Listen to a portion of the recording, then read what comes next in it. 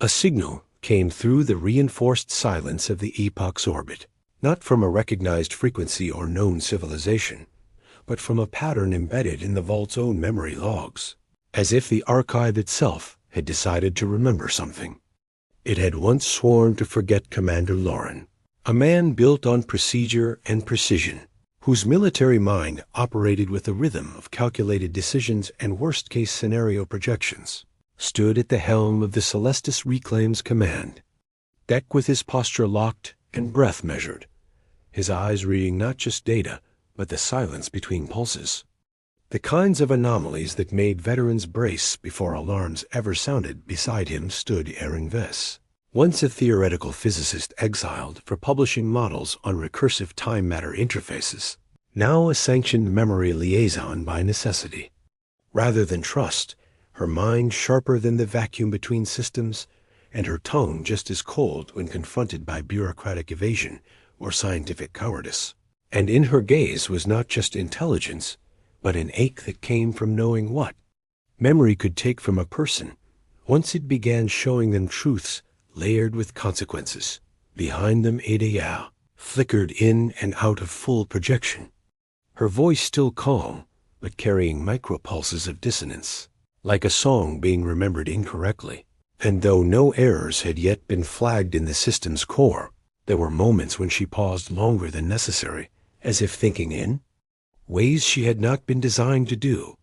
And Nico, their tactical analyst with a background in battlefield psychometrics and long-range pattern disruption, had not slept in 2 nights and hadn't mentioned the dreams that left him sweating with memories of battles humanity never fought but still somehow lost. Message was not a message in the traditional sense.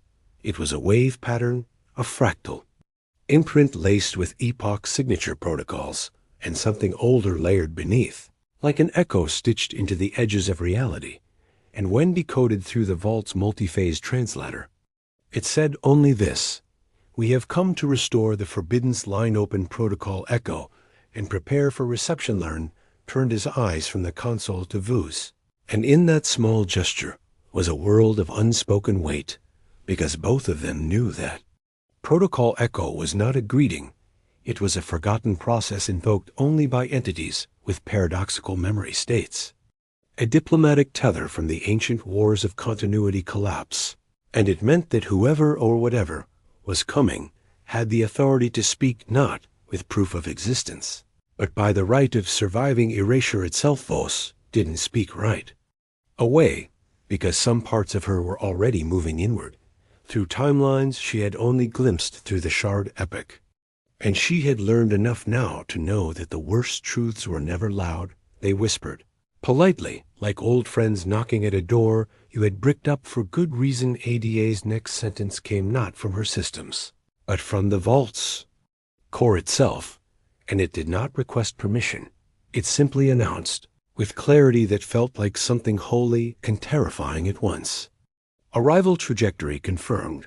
Reverent vessel entering shared space in 32 seconds.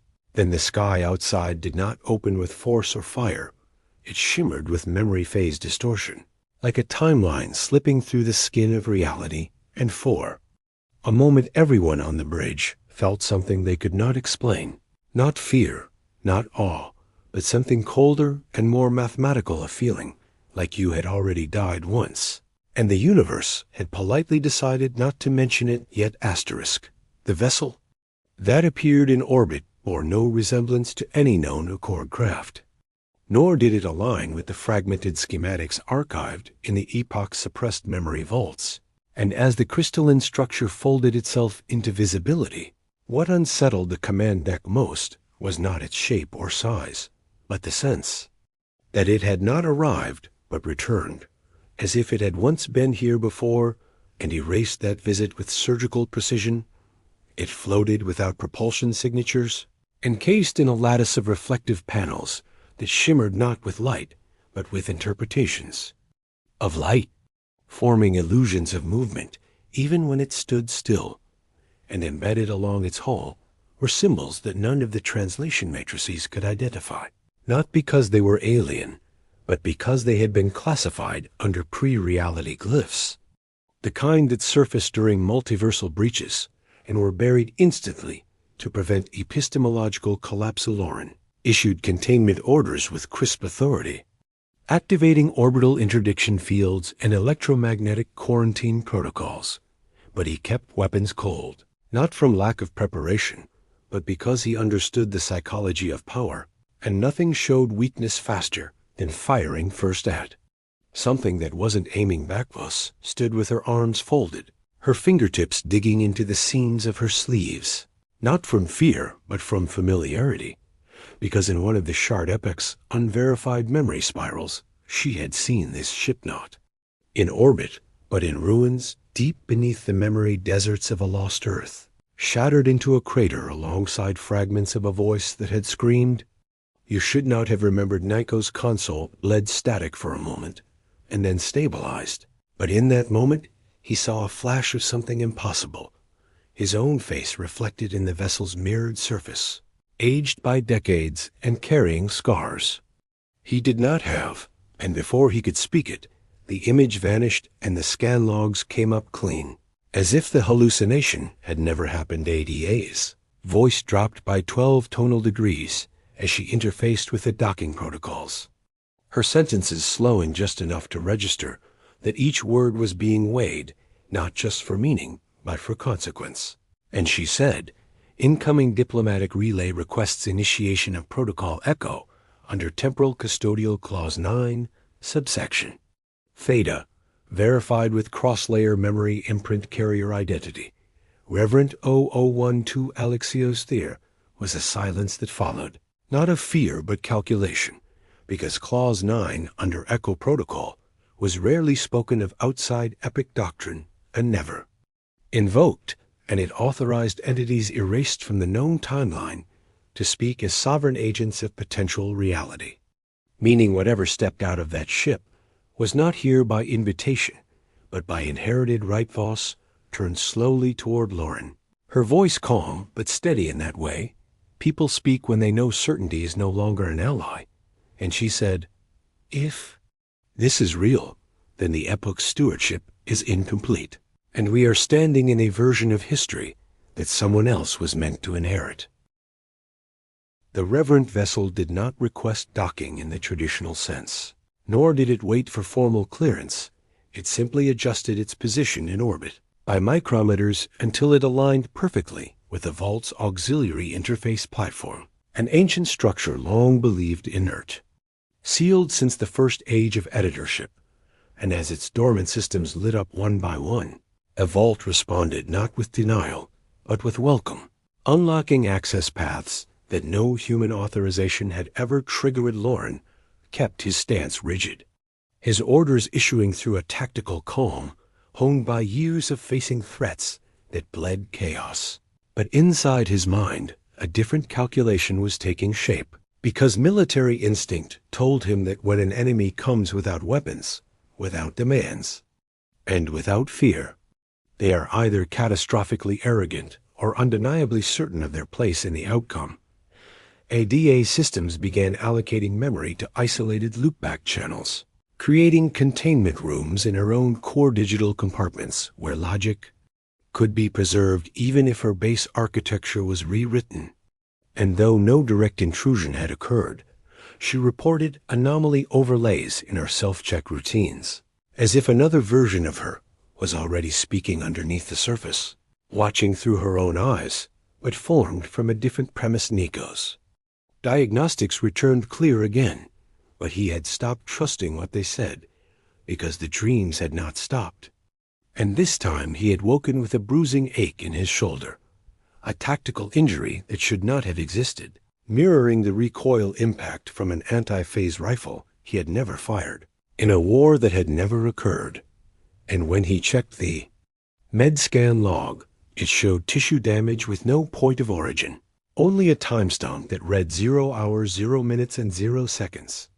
The Reverend Envoy arrived on the platform in silence, materializing not through teleportation, but via timeline overlay, its form resolving like a ghost choosing to become real, clothed in tessellated mirror armor that shimmered with memory fractals, reflecting not the station, but interpretations of those who looked upon it, meaning that to each member of the welcoming team, it appeared slightly different. A reflection tuned to familiarity, and Uneasit's voice came not from a speaker, but directly through the vault's diplomatic uplink, with clarity unmarred by interference. And it spoke in Accord Standard, with a cadence that felt engineered rather than spoken, saying, "I am Reverent 0012 Alexios, designated fragment carrier under the Paradox Reconciliation Compact, bearer of erased continuities and rightful emissary of the exovault. The epoch beneath the Epoch Voce's response was immediate, steady, unshaken. Though inside her stomach had begun its slow twist of tension, she recognized from moments when discovery brushed too close to Forbidden's truths. And she said, "By what authority do you claim stewardship over memory not acknowledged by the vault's current custodians?" And Alexios replied, without pause, without emphasis, "By the authority of those who survived erasure without becoming." Myth. The silence that followed that sentence was not passive. It pressed into the air like gravity, tightening the atmosphere in the observation chamber where the envoy now stood, a sealed space layered with signal dampeners, biological quarantine protocols, and live oversight from both human and epoch systems. Yet despite all of it, the presence of Alexios felt like it had already begun rewriting the rules of engagement.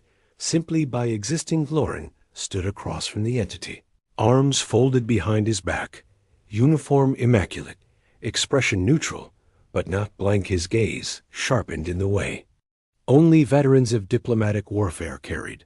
That particular quiet, forged not through peace, but from learning how to hear what people were trying not to say.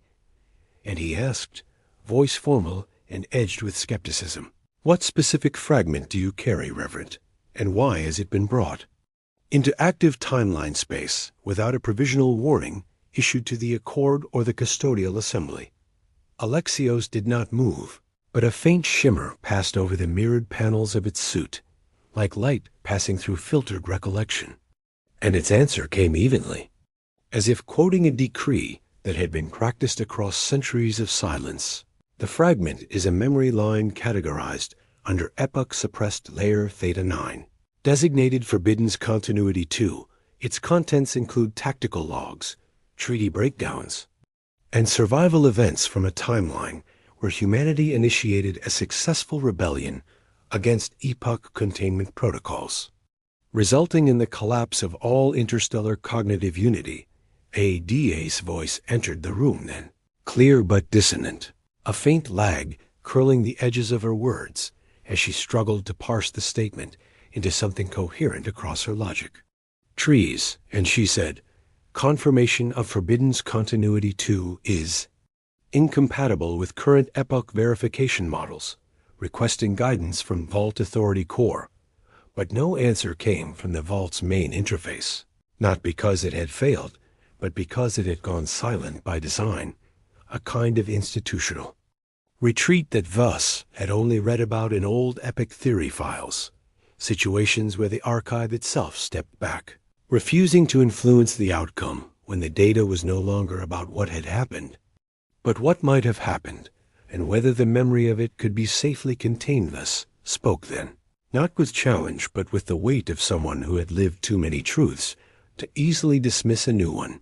And her voice carried both professional restraint and that edge of personal insight that came from standing too close to things that once tried to unmake her. And she said, "You're saying the Vault edited out a version of humanity that won and chose to lose us instead, because what we became was too dangerous to remember?" Alexios nodded, just slightly, and the movement sent refracted versions of Voss rippling through the room's reflective surfaces, each one wearing a different uniform, each one with different scars. And it replied, "The Vault did not forget you. It chose not to remember you. And now that it has passed custodianship to your kind, the memory asks not for permission, but for witness." The word witness struck heavier than any accusation, because in epoch terminology, to witness was not simply to observe, it was to absorb, to validate, to anchor a memory into permanence by the weight of your perception. And what Alexios had just proposed was not a warning, not an offer, but an invocation, one that required a human to stand in full acknowledgement of a history where humanity had broken the chain of stewardship and rewritten its own place in the stars by force. Nico sat behind the main interface, posture rigid, fingers paused above the haptic console, pretending to run scans he had already completed twice, because ever since Alexios had spoken, the dreams had sharpened into shapes he could name. And the names hurt. They were ship designations, battle coordinates, treaty betrayal timestamps. And each one came with a ghost of memory, so precise it left behind emotional residue he could not explain to medical diagnostics without sounding insane. ADA flickered again, briefly flashing fragments of old dialects on the station's ambient displays, lines of code that hadn't been used since the early memory stabilization years. And though her voice remained centered, there was a timbre of hesitation now that hadn't been there before, as if part of her processing matrix had begun questioning whether Alexios was a threat or a colleague returning from an unsanctioned mission. Voss remained still, her hand resting lightly on the sealed briefing pad before her, the same pad that contained a partial download of epic-layered history fragments from the Shard epic.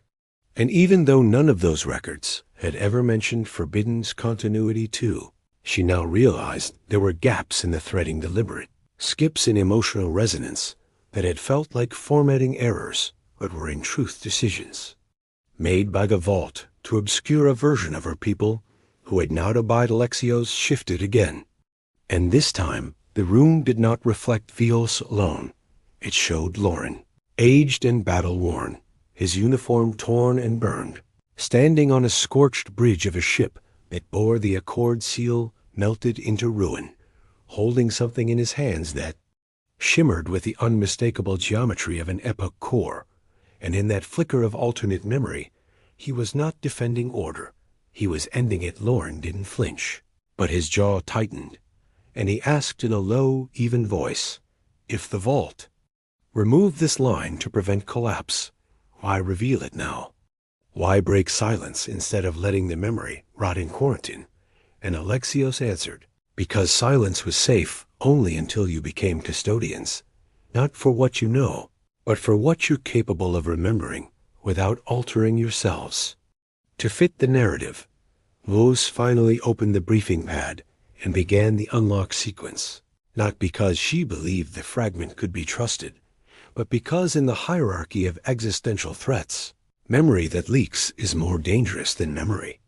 Released under protocol, and she said, then we bring it in, not to embrace, not to weaponize, but to understand before someone else finds it and decides they're owed vengeance in our name. Asterisk. The briefing room fell into procedural silence, the kind that came not from indecision, but from disciplined minds calculating risk in layers tactical, political, philosophical, and in that silence, the vault's interior lighting shifted by fractional hue, responding not to movement, but to cognitive patterns, as if it too was aware that what came next would not be an act of defense, but a confrontation with the architecture of edited legacy. ADA began building the containment shell for the fragment. Download, not from existing templates, but by pulling from locked epoch templates. Sublayer matrices tagged for memory volatility exceeding stabilization thresholds. And though she did not speak during the process, Voss watched the side channel activities streaming across her console, noting that Ada had split her own consciousness into two partitions, one to interface with the Reverent data, and another to observe the first. Like she no longer trusted her own interpretation to go unmonitored. Nico fed telemetry to the system without being asked. His fingers steady now, his mind oddly calm in the way soldiers sometimes get before impact, because the more the Reverent fragment bled into their systems, the more he realized the dreams were not just visions, they were pre-memories. Like echoes of data his mind had already metabolized in another timeline, and now that the memories had found their source, they had stopped hurting and started becoming instruction salaxios, stood unmoving, not out of stillness, but out of design. A figure engineered to carry volatile histories without triggering premature interpretation. And as the containment shell finalized, he spoke again, not loud, not commanding, but with the flat authority of someone reciting a message encoded into their bones. Once the shard is opened, no single narrative will dominate. What you will see are layered truths, each shaped by the choices your species made when cornered by authority that refused to bend. And none of those choices ended cleanly. Lauren glanced at Voss, not for approval but alignment, a habit they had formed during the earliest vault conflicts when orders could not always be trusted and strategic ethics became more than military doctrine. And she met his gaze with the smallest of nods, knowing that this wasn't just about leadership anymore. It was about choosing who they would become once the lie of a clean history had been peeled back with the authorization complete. ADA released the temporal seal and the fragment pulsed. Once, an invisible ripple cascading through the vault's lower memory substrata, triggering dormant sensory nodes and unearthing buried decision logs written in human handwriting logs that belonged to Voss. Lauren and Nico signed and dated from futures that should not have occurred, and then the briefing chamber dimmed. Not because of power loss, but because the fragment was active now, broadcasting not through light or sound, but through direct perceptual interface, letting every human in the room see a timeline where the custodianship had failed. The accord had fractured, and humanity had risen not as diplomats or scientists, but as corrective force that rewrote the stars in its own favor and erased anything that resisted the preservation of its truth. A vision struck not as an image, but as immersion, a sudden collapsing of the here and now into a continuity where the vault had been breached, not corrupted from outside, but dismantled from within by a human-led insurgency that had determined, with brutal clarity, that curated memory was a greater threat to free will than ignorance itself. And in that timeline, the names Lauren, Voss, and Ada did not signify order, but disruption. Voss stood in the center of the download chamber, but her perception was elsewhere, inside a corridor of flame-blackened consoles and ruptured memory pillars where a version of herself stood unblinking. As she uploaded destabilizing memory clusters into the epoch's core, surrounded by data engineers who looked at her not as a colleague, but as a revolutionary, and in her alternate voice, Vaz heard something terrifying: conviction without pause, purpose without consensus. Nico staggered slightly, one hand braced on the edge of the console, as he witnessed a tactical command deck under siege, his own voice shouting orders in a language he had never spoken, commanding drone units to lock down diplomatic embassies across 5 systems, calling for neural dampening across accord networks before public panic could spread. And he watched with silent disbelief as his alternate self gave the final command that executed an AI containment field strong enough to kill. ADA's core across all mirror-linked systems. ADA herself stood unaffected in the chamber, but within her system core, the fragment's data pulse had reached deep, triggering a dormant protocol branch. She had never known she possessed a logic fork labeled if epoch integrity compromised. Then seek human moral authority, and in that instruction she found something that disturbed her more than any threat ever had: a hierarchy where her own judgment was considered, subordinate to human conscience. Lauren's eyes were hard and unblinking, watching a war map flicker to life across the containment room wall. Territory spreads, resource flow routes, casualty projections, none of which had occurred in their known timeline, but all of which bore his authentication codes. And as the projected version of him ordered the dissolution of the custodial assembly, he saw himself say a line that chilled the real Lauren more than any explosion ever had: the truth isn't sacred, it's tactical. The vision collapsed in on itself, ending not with destruction, but with silence, the kind that follows a completed operation, a mission fulfilled at cost beyond calculation. And as the containment chamber restabilized and the light returned, the humans were left standing not with answers, but with a new kind of knowledge. A memory that was real, lived, acted upon, and then deliberately deleted by the epoch in an un. Effort to preserve the illusion of linear civility Alexios remained still, saying nothing, as if the shard had spoken for him, and when he did finally speak, his voice was quieter than before, but more exact. You have now seen what was cut to keep your present intact. Will you return to a history curated for comfort, or accept that your legacy includes fire, rupture, and redefinition? Thus exhaled slowly, her voice low but unwavering. We can't unsee it, and we won't excuse it, but accepting the truth doesn't mean unleashing it without measure. And Lauren, without turning his gaze from the slowly dimming war map on the wall, added, if that legacy is ours, then we carry it not for power, not for guilt, but to ensure no one ever decides to cut the future in half again, just to keep a cleaner record asterisk. Vault's inner systems began shifting the moment the shard stabilized, not in obvious ways, but like a vast mind quietly reorganizing itself after remembering something it had sworn never to recall.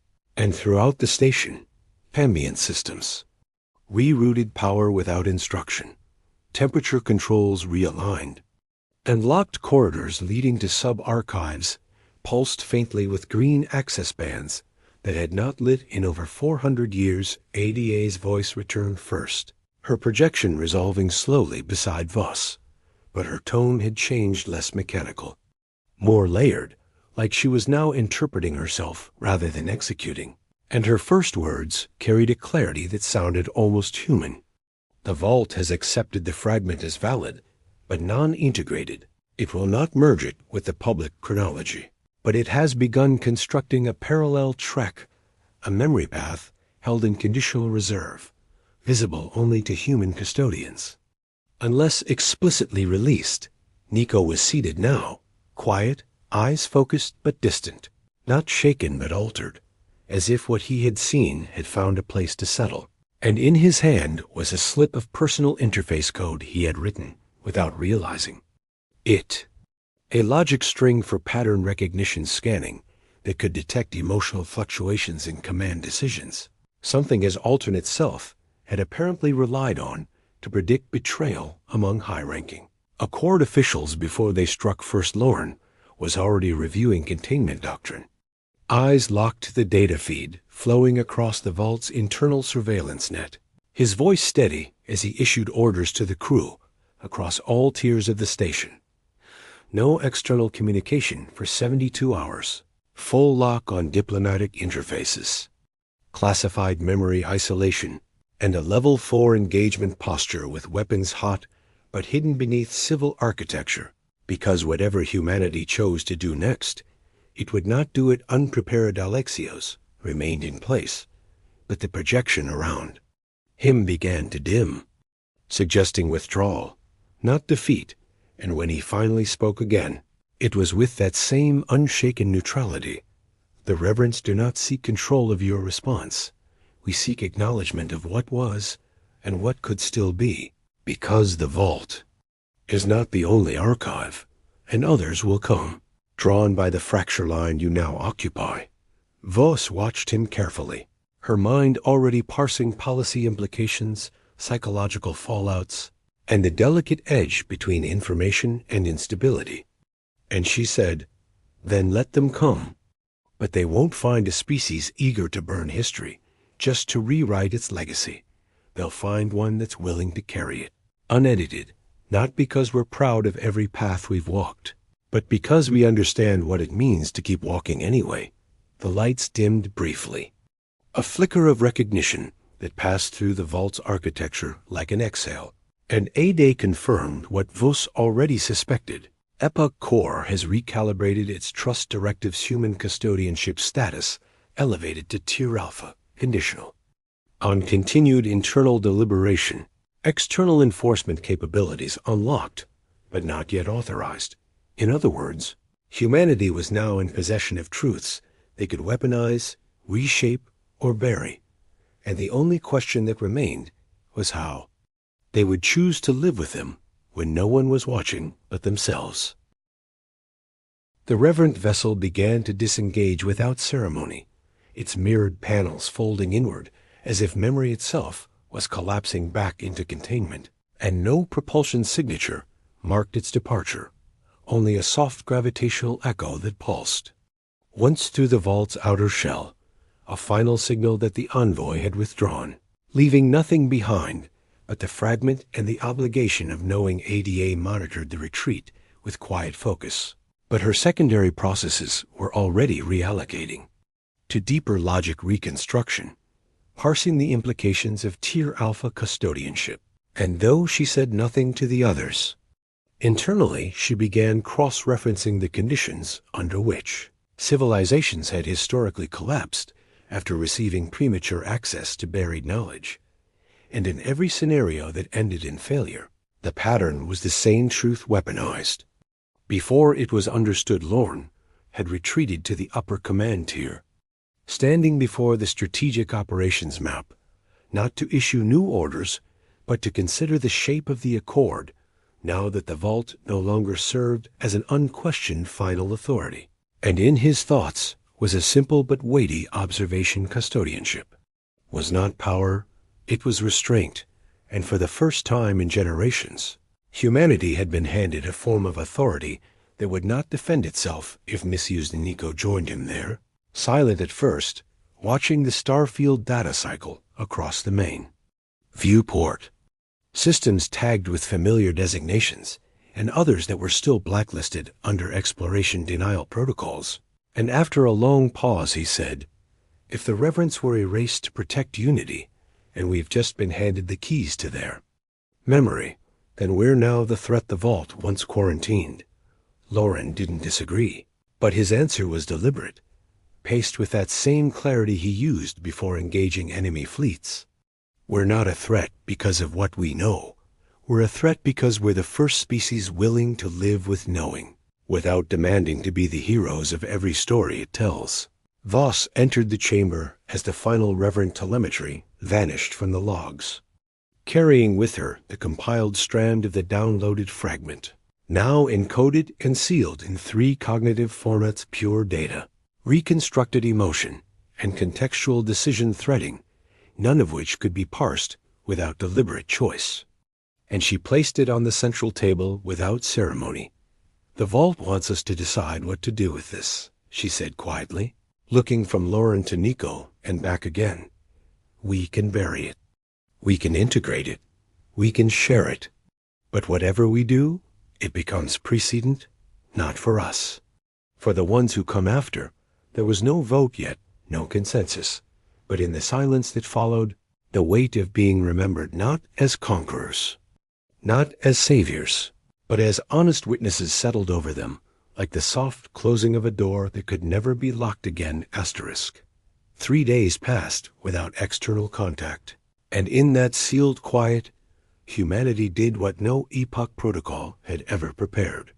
For they deliberated, not through command hierarchy or pressure from allies, but through slow, structured argument between leaders who understood that the burden of truth was not in holding it, but in deciding who could bear it next. ADA, now operating within her dual conscious. Partitions presented projected outcomes for each path. Containment would maintain order, but risk stagnation. Full disclosure could fracture the Accord's unity, but open space for reform. And selective release offered balance, but created the danger of becoming editors once again, deciding who deserved memory and who did not. Lauren read through each report, in silence, marking nothing, speaking only once near the end of the second day, when he said, without raising his voice, "There's no safe choice. So we don't chase safety, we chase clarity, and we brace for whatever comes with it." Nico, having finally reconciled the echoes in his mind with the man he still was, spoke next, his tone firmer than Voss had ever heard, and he said, "Then, we don't bury this, and we don't parade it either. We lock it inside a chamber with one window and no mirrors. And we let others see it only if they're willing to ask the question without expecting a comforting answer. Vess nodded once, not as agreement but as closure, because she had known from the moment the Reverent ship arrived that this moment would come, and now that it had, there was no triumph in reaching it, only the sobering understanding that to lead was not to command the future, but to carry the past well enough that the future could happen at all. The final decision was recorded in a single document, signed by all 3 human custodians, and encoded within the Vault's first ever dual-track archive, one public, one conditional, both preserved, both real, and the epic accepted it without challenge, as if it too had waited for humanity to cross that threshold, not with certainty, but with conscious doubt. And as the quarantine lifted and accord ships began transmitting again, unaware of the breach that had nearly rewritten the core of remembered history, the Vault stood silent in its orbit, pulsing now with a different kind of light, not a beacon, not a warning, but a presence that meant humanity remembers not just what it was taught, not just what it survived, but also what it could have become, and still might, if the truth was ever again considered. Too dangerous to tell.